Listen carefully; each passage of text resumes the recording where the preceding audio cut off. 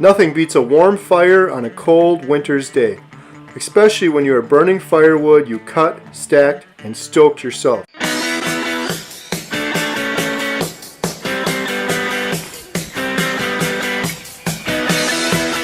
As homesteaders surpassing year 5, we know a thing or two about heating with wood. Besides our indoor wood stove, we also have an outdoor wood furnace which heats our entire homestead, plus our Airbnb rental, our workshop, and all of our hot water. We've learned some valuable tips and tricks to help maximize the heat from a wood stove and ensure we are running at peak efficiency.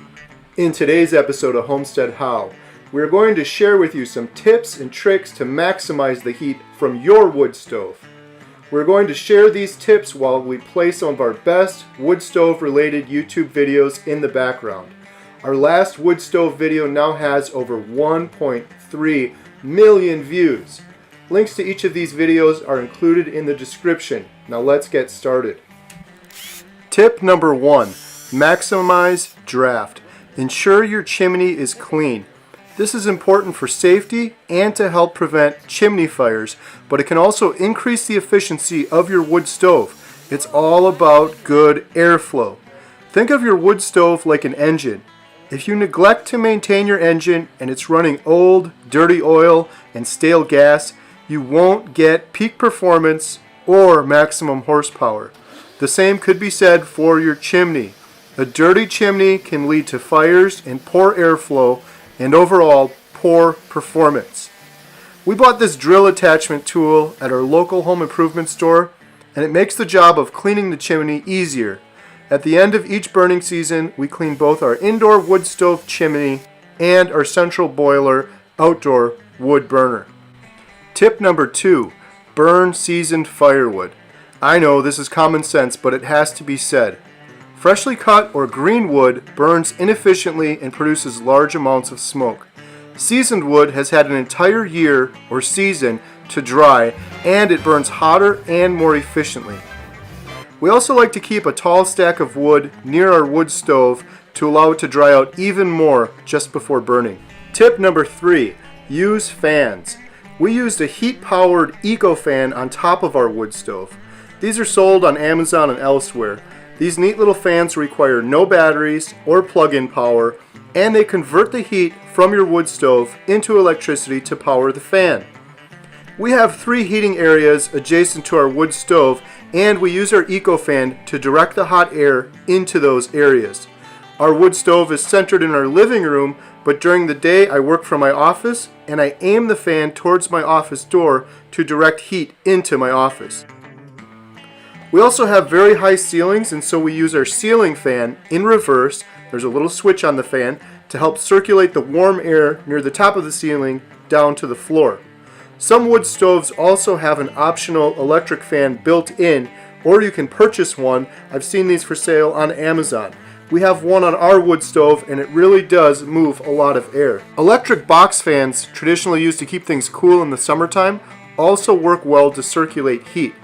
Here's a little pro tip. If you have a long hallway away from your wood stove, try to place the fan at the end of the hallway aimed towards the wood stove. I know this sounds counterintuitive, but it actually does work. Most people would think to put the fan near the stove to blow the air across and away from the stove. The fan at the end of the long hall aimed towards the wood stove will help push the lower, cold air towards the stove, and the hot air tends to loop back from the stove. If you had a thermal imaging camera, I'd imagine you'd see a blue flow of air near the floor going from the fan towards the stove, and just above that, in the opposite direction, I'd imagine you'd see a red flow of hot air looping back towards the fan, and it's essentially a large loop. Tip number 4, use some bricks near your stove. We did this at our old house. We placed several bricks stacked on top of each other behind our wood stove. These would heat up all day and store heat very well. When the fire would die down in the middle of the night, the bricks would retain the heat for much longer, keeping things warmer for much longer. Tip number 5.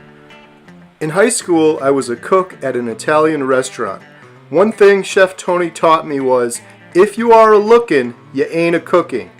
your stove not only heats you from the wood that is burning, you're also experiencing the warmth radiating from the metal wood stove, the glass, and the fire bricks inside. When you open the stove door to add more wood or to reposition the wood, you lose a ton of that heat. Of course, you need to add wood and adjust things from time to time, but people tend to overdo it.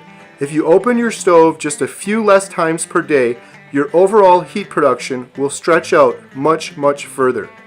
Tip number 6. Get a feel for your particular wood stove. Adjust the airflow and see how it behaves. This is our third wood stove, and they each have their own distinct personalities. For this stove, we could get it nice and hot, and it tends to burn really hot, but really fast. If we reduce the airflow sooner by pushing in the airflow knob, we can conserve that heat and make it last much longer. For some stoves, you need max airflow for a longer time to get a good bed of coals burning. For other stoves, it may be faster. Learn what works for your stove and adjust your airflow to maximize your heat and make it last as long as possible. So I hope you guys enjoyed that video and learned a few things, and I hope you have a great burning season with your wood stove. Thanks a lot for watching, and if you enjoyed this video, please subscribe, leave a thumbs up, share with your friends on Facebook. Next time on Homestead How. We've done some major upgrades to our Airbnb unit after it was destroyed by some guests. One of the things we did is right here.